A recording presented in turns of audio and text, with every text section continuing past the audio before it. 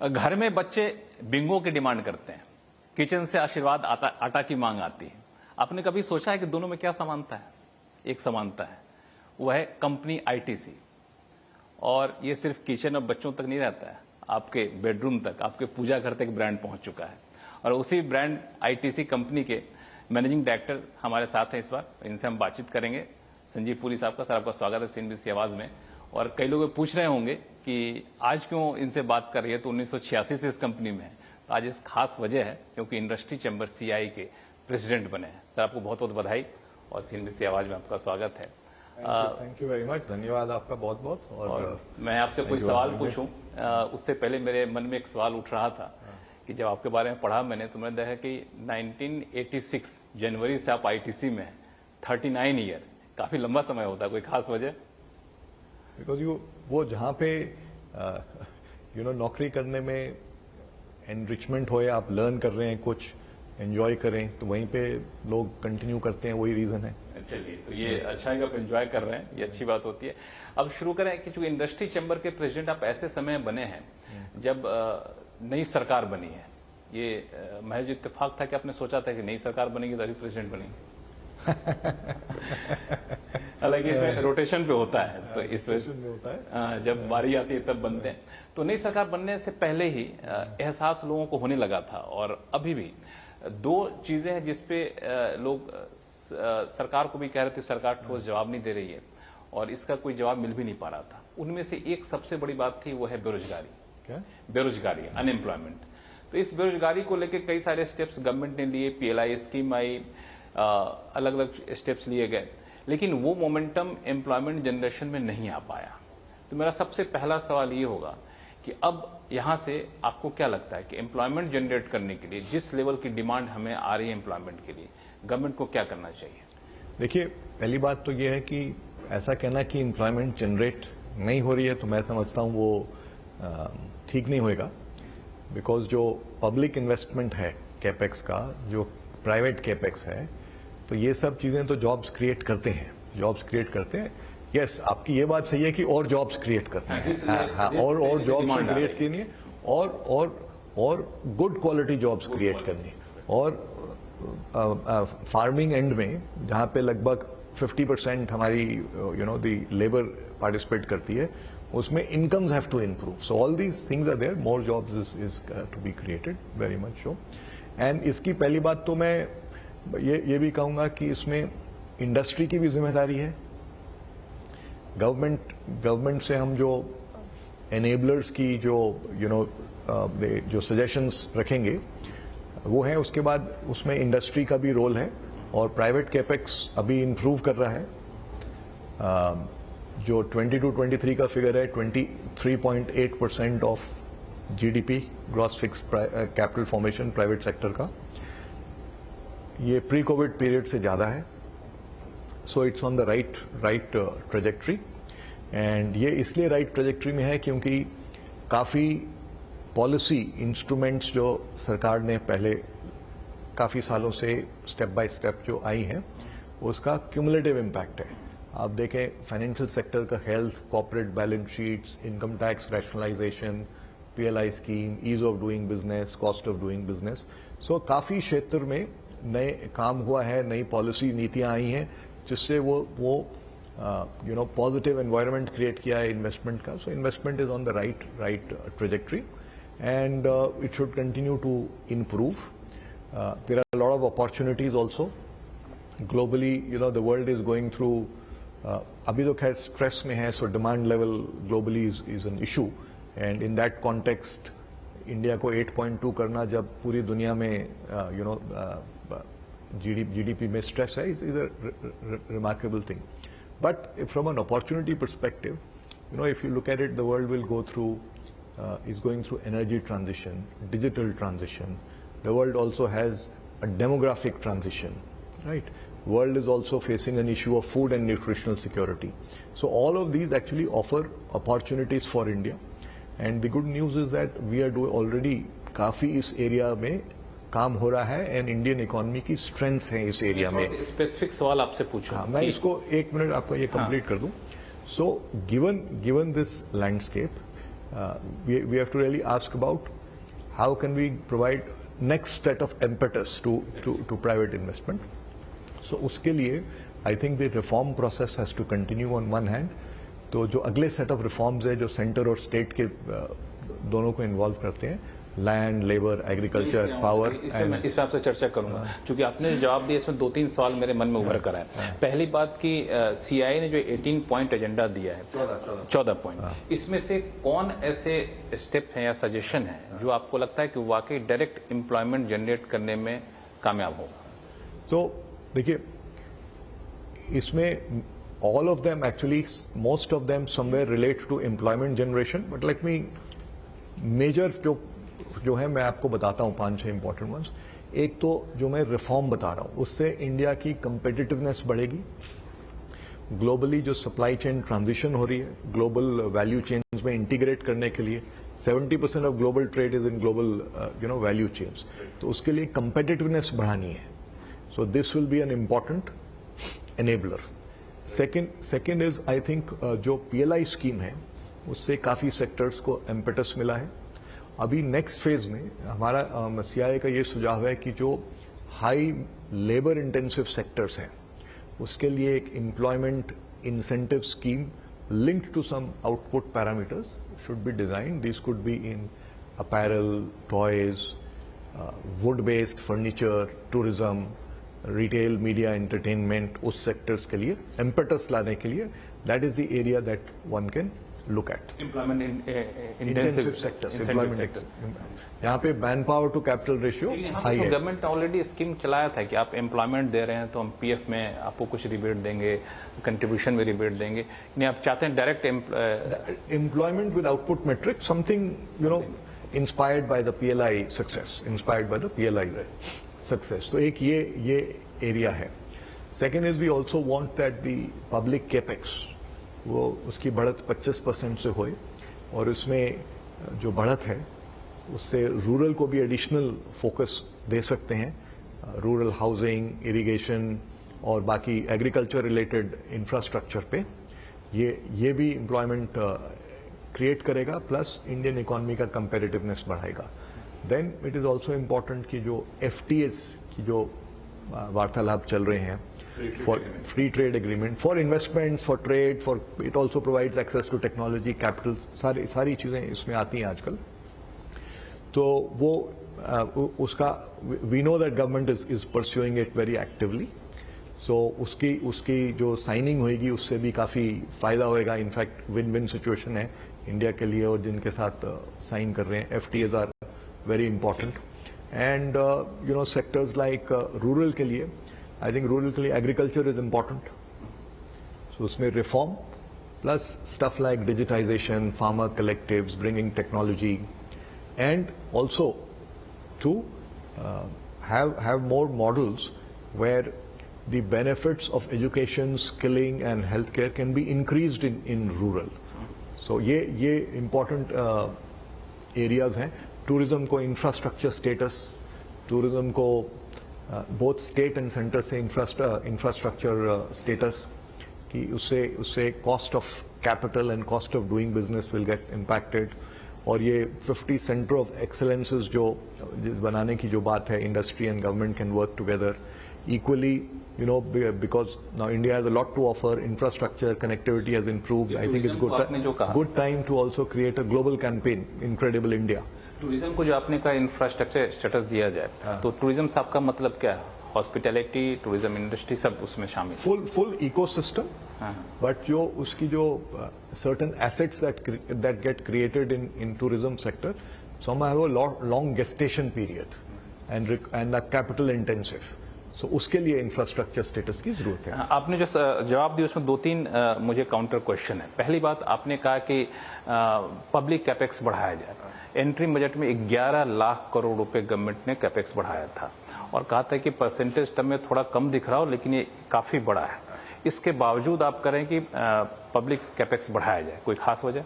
तो इसमें ऐसा है कि जो इंटरिम बजट के बेसिस पे देखा जाए तो अभी 16.8% पे है। We are suggesting 25% increase And the reason is because this increases the productive capacity of the economy. It makes the economy productive. Inflation बढ़ने का खतरा रहता है? नहीं, इससे तो इकोनॉमिक मल्टीप्लायर्स हैं. Every rupee spend in capex has enormous economic multipliers. So it will be a big positive to the economy. लेकिन एक और सवाल है कि आप कह रहे हैं कि पब्लिक कैपेक्स बढ़ाया जाए, लेकिन प्राइवेट इन्वेस्टमेंट वो भले ही आपने कई जवाब में कहा है, पहले भी देखा मैंने कि प्राइवेट इन्वेस्टमेंट बढ़ रहा है, तो प्राइवेट इन्वेस्टमेंट हो रहा है, इसकी तुलना आप कर रहे हैं प्री कोविड लेवल से. प्री कोविड लेवल पे पहुंच चुका है. मेरा कहना है कि प्राइवेट इन्वेस्टमेंट को प्री कोविड लेवल से आप क्यों कंपेयर कर रहे हैं? 2019 में गवर्नमेंट ने कॉर्पोरेट टैक्स 30% से घटाकर 22% किया. इतना रिडक्शन कभी इनकम टैक्स में नहीं हुआ. इसके बावजूद कैपेक्स प्राइवेट कंपनियां निवेश करने को तैयार नहीं होती हैं. रिफॉर्म हुआ, जीएसटी रिफॉर्म हुआ, लेबर में काफी हद तक रिफॉर्म हुआ, फिर भी प्राइवेट कंपनियां नहीं आ रही. क्या है चीज जो रोक रही है उनको इन्वेस्टमेंट करने? ऐसी बात नहीं है कि प्राइवेट कंपनी नहीं आ रही है. आप इन्वेस्टमेंट अगर देखें जो सेक्टर्स में है, काफी सेक्टर्स में हो रहा है. सब इंफ्रास्ट्रक्चर रिलेटेड सेक्टर्स में हो रहा है, पीएलआई रिलेटेड सेक्टर्स में हो रहा है, इलेक्ट्रॉनिक्स में हो रहा है, सेमीकंडक्टर्स में हो रहा है, रिन्यूएबल में, ऑटो में, काफी एरियाज में इन्वेस्टमेंट हो रहा है. ऐसा नहीं है कि इन्वेस्टमेंट नहीं हो रहा है, इन्वेस्टमेंट तो हो रहा है. और अगर आप कह रहे हैं कि जैसे आपने कहा कि पब्लिक कैपेक्स में काफी बढ़त आई है, वो बात सही है और उससे इकोनॉमी को बहुत फायदा होगा. बट एक और तरीके से इसमें देखा जाए कि जो हमारा ग्रॉस फिक्स्ड कैपिटल है इकोनॉमी का, उसमें प्रोपोर्शन क्या है वेरियस कंपोनेंट्स का. तो अगर आप ट्रेंड देखें, ऐसा नहीं है कि प्राइवेट सेक्टर का प्रोपोर्शन ड्रॉप हुआ, it is remain consistent. So which means that private capex is also increasing in that trend. And also let me also put it in perspective. See, income tax rationalized हुआ था 2019. उसके कुछ महीने बाद Covid आ गया. So we had this challenge. जो investment Covid से पहले किया है उसकी कैपेसिटी यूटिलाइजेशन तो कोविड के बाद हुई है. अभी कैपेसिटी यूटिलाइजेशन बढ़त में है. आरबीआई का भी कहना है कि एस्टिमेट है 75% हमारा. सीआई का internal survey also shows a large percentage of members saying it is 75% plus. So it's all in the right direction. जो ये सब policy impacts हैं, it also comes with capacity utilization. So because of this COVID period, there was a little lag, but now it's on the right trajectory. If you look at 21, 22, 22, 23, in each year, the percentage of the gross private capex as a percentage of GDP has continued to increase. और specific पूछो. And I think it will. There's no reason to believe that it will not increase further. मैं आपकी बात से मान लेता हूँ. Industry chamber के प्रेसिडेंट होने के नाते क्या आपने कोई इंटरनल सर्वे किया है कि अगले 3 साल में, 4 साल में या 5 साल में प्राइवेट इन्वेस्टमेंट का ग्रोथ कितना रहने वाला है? देखिए, हमने we do business confidence survey. उसके हिसाब से optimism is very high. The metric is 68% plus in Q4, which is the highest we have got in several quarters. Many people have said that they expect investments going forward. Many people have indicated that private capex, the capacity utilizations are upward of 75%. So it's all in the positive direction. I think the risk to all of this, or the headwind in all of this is really the external sector. Because काफी क्षेत्र में जो global demand की कमी है, तो those sectors are impacted. Those sectors are impacted, and it's the global headwinds that's really the risk. Otherwise, I think the trajectory is fine, and we would say that with whatever ideas, suggestions we are making, the trajectory can be make even better. मैं अगले सवाल पे जाऊंगा, लेकिन एक promise क्या आप करना चाहेंगे कि ग्लोबल हेडविंड में यूक्रेन क्राइसिस थोड़ा सा माइल्ड हुआ है, दूसरे रास्ते ढूंढ लिए गए हैं ऑयल मूवमेंट के लिए. एक्सपोर्ट डेटा जो डाउन हो रहा था, लेटेस्ट डेटा आया जो 9% इंक्रीज किया है. अब थोड़े से सिचुएशन इंप्रूव कर रहे हैं, तो क्या ग्रोथ रेट प्राइवेट इन्वेस्टमेंट का ज्यादा बढ़ेगा? सीआई प्रेसिडेंट ये वादा करेंगे? देखिए, सीआईआई का सर्वे जो है उसके हिसाब से तो होना मतलब होएगा. वो the private sector investment will continue to go. And let me also tell you, no,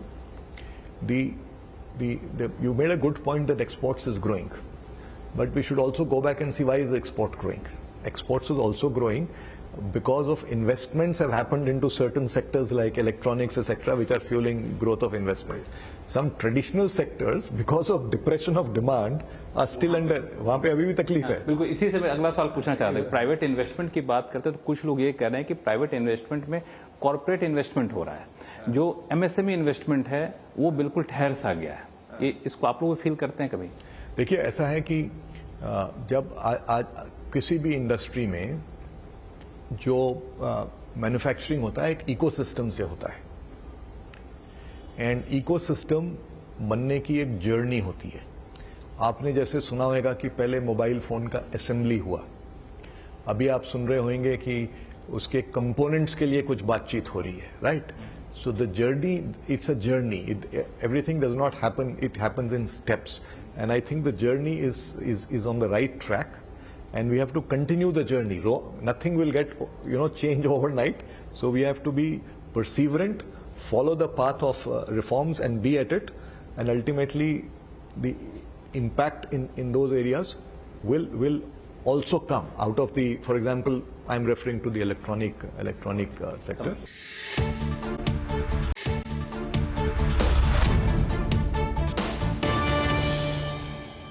GDP growth के जो डेटा आ रहे हैं उसमें कई लोगों का कहना है कि आमतौर पर देखने को मिला है कि कंजम्पशन का जो डेटा होता है, consumption growth rate GDP growth rate में एक थोड़े बहुत एक समानता होती है, इक्वलिटी रहती है, इक्वल ही होते हैं, मोरलेस थोड़े बहुत ऊपर नीचे होते हैं. लेकिन पिछले कुछ क्वार्टर्स देखने को आ रहा है कि जीडीपी ग्रोथ रेट तो अच्छा दिख रहा है, लेकिन उस रेशियो में कंजम्पशन ग्रोथ रेट नहीं हो रहा है. ये चूंकि आप सीआई के प्रेसिडेंट हैं और बहुत बड़े कंज्यूमर ड्यूरेबल्स कंपनी के भी हेड कर रहे हैं, तो ये एहसास आपने किया है कभी, क्यों कंजम्पशन नहीं हो रहा है? देखिए, ऐसा है कि again I will go back to referring to what is happening across the world. What has happened is because of the geopolitical crisis, because of supply chain disruptions and COVID, and added to that is the weather events, there has been an inflationary tendency across the world, plus also the policies that were followed in the COVID period in some parts of the world, which created runaway inflation. So it has moved up the cost table. Or globally, compared to rest of the world, in India की management is far more superior, because COVID से पहले हमारी inflation ज़्यादा रहती थी, अभी उल्टा है, right? So much more smartly managed in India. But the fact of the matter is we are not insulated. Many commodities का linkage है, so it's elevated cost. So when cost gets elevated, it impacts consumption. That is what is happening across the world. And many places में तो shrinkage है, shrinkage से अभी वो coming back to pre-COVID levels. India में तो is much better position because we are talking of the magnitude of growth. ठीक है, we are talking of magnitude of growth. So let me say that we should first feel a little reassured that we are in the right direction. But yes, consumption is not what we would like it to be. It has to improve. We believe that with better monsoons, consumption will be better. Inflation, food inflation will be more modest in the year going forward. So that would also provide impetus to consumption. Hopefully, because of that, in the second half of the year, interest rates should go down. That will provide further boost to consumption. So all of this, plus all the reform process and the jobs through public capex, private capex, all of this will impact consumption, and it will move in the right direction. So that's the way to. I think I would say that we should. Consumption बढ़ाने का एक और अलग-अलग thinker suggestion देते हैं, वो ये है कि कंजम्पशन बढ़ाने का एक तरीका होता है कि लोगों के हाथ में पैसा दीजिए, पब्लिक को पैसे मिलेंगे तो खर्च करेंगे तो कंजम्पशन बढ़ेगा. और पैसा देने का एक बहुत सीधा तरीका होता है कि इनकम टैक्स को घटा दीजिए. बजट आने वाला है, पिछले 10 साल में गवर्नमेंट ने इनकम टैक्स में बहुत अपेक्षा के अनुरूप कटौती नहीं की है, तो आपको लगता है कि इनकम टैक्स में अगर रिडक्शन करते हैं तो वो कंजम्पशन को बढ़ाएगा और इनकम टैक्स रिडक्शन करना चाहिए? देखिए, जब more money in the hands of the people definitely impacts consumption, और रिलीफ जो भी है वो सिर्फ लोअर एंड पे देखना चाहिए. बिकॉज इंडिया की, यू सी, देयर इज, आई से, Trinity of priorities. Inclusive growth के लिए इन्वेस्ट करना है, क्लाइमेट इमरजेंसी के लिए इन्वेस्ट करना है, और फिस्कल ग्लाइड पाथ एडहियर करना है.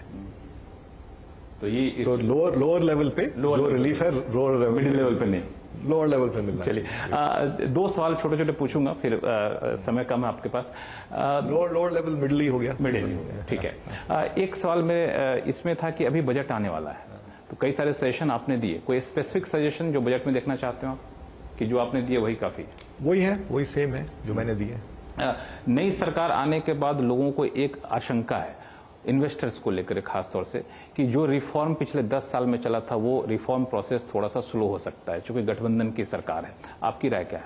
नहीं, मेरी राय तो ऐसा है कि क्योंकि जो पुराने जो जितने रिफॉर्म किए हैं उसका रिजल्ट अच्छा आया है, तो वो सबको एनर्जाइज करना चाहिए कि और भी करने चाहिए reform. Why should be slow down?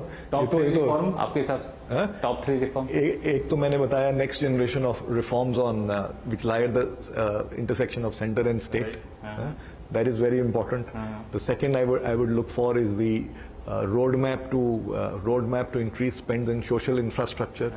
Third, I would look at more focus on rural and employment intensive sectors. GST rate rationalization? Yes, 3 tier, yeah. ये होना चाहिए था 3 tier में। 3 tier होना चाहिए। और जो अभी 3 tier में क्या रेट excluded देख रहे हैं आप? 3 tier में क्या रेट देख रहे हैं? नहीं, रेट वो बाद में आएंगे, बट 3 tier होना चाहिए। But principally it should be, when you net, it should be revenue neutral. Naturally when you do 2 slabs into one, तो कुछ बढ़ेगा कुछ कम होएगा, but at the end of it should be revenue neutral. Or if the fiscal position allows, even if it's a little moderate, that also fuels consumption, right? That is there. And second thing is जो अभी excluded है, petroleum, real estate, electricity, all these things should also come into. तो petroleum को लाने के लिए state agree होंगे, आपको लगता है? क्योंकि स्टेट के लिए बहुत बड़ा कमाई का जरिया होता है। हाँ, बट इस चीज़ों पे कंसेंसस बिल्ड करने का जो प्रोसेस है, उससे we are hopeful that it should happen, because ultimately it is working in the larger interest of making the economy competitive, making the economy more productive. So that with that spirit, तो current political setup में ये consensus build कर पाना ऐसे critical reform के लिए कितना easy है? देखिए, जीएसटी में भी कंसेंसस बिल्ड करने में टाइम लगा था, एफर्ट लगी थी, राइट? तो इंडिया में because there are these complexities, it's a tough process, but I think. One last question, वो है विकसित भारत। प्रधानमंत्री कई बार बोले हैं कि विकसित भारत हमें बनना है 2047 तक। रियलिस्टिक वे में देखें तो 2047 तक विकसित भारत हो पाना कितना संभव है? देखिए, अगर हम जो रिफॉर्म का जर्नी है उस पे हम निरंतर आगे बढ़ते रहें और एग्जीक्यूट करते रहें हर चीज, मतलब और इंडस्ट्री भी एग्जीक्यूट करनी है, and industry is committed to doing that, तो मुझे तो कोई डाउट नहीं है कि वी कैन गेट देयर। विकसित भारत जब कहते हैं तो आपके मन में क्या पैमाना निकल के आता है? क्या बेंचमार्क है जो कोई देश विकसित हो सकता है, डेवलप कंट्री कहलाएगा? आपके साथ पैमाना क्या है? नॉर्मली तो एक जो पर कैपिटा इनकम लेवल पे देखा जाता है, उसके एक पैरामीटर है।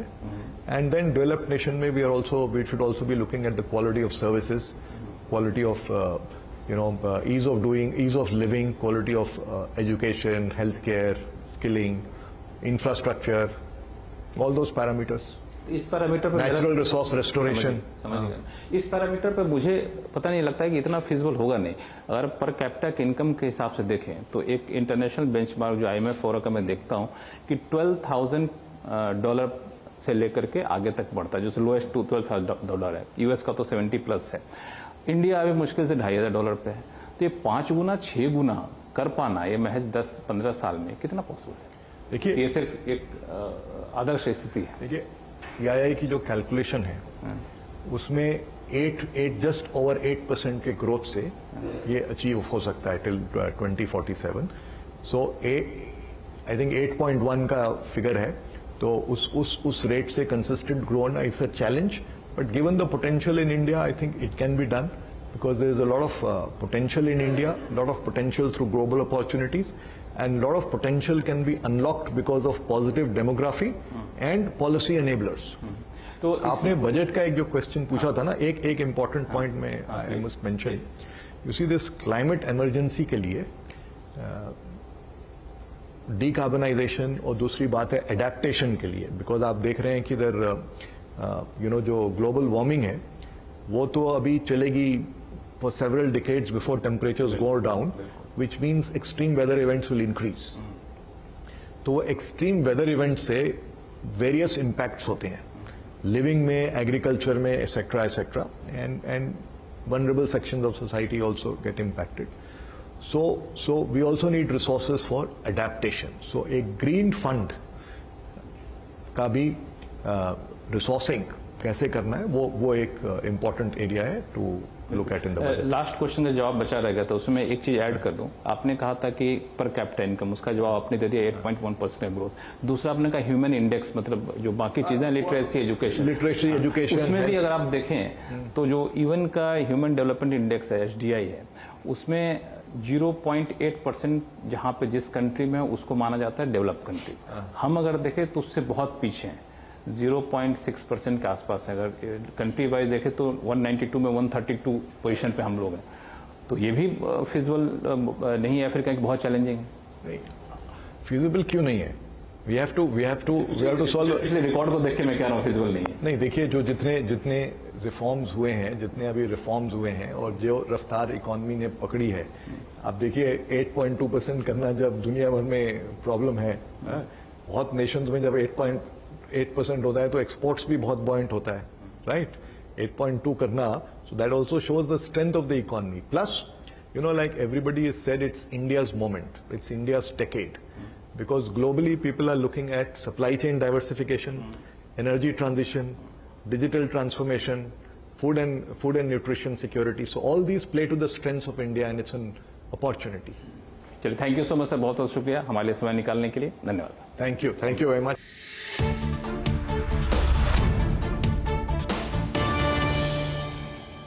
अपने कमोडिटी ट्रेडिंग स्किल को अपग्रेड करने के लिए जुड़िए मेरे साथ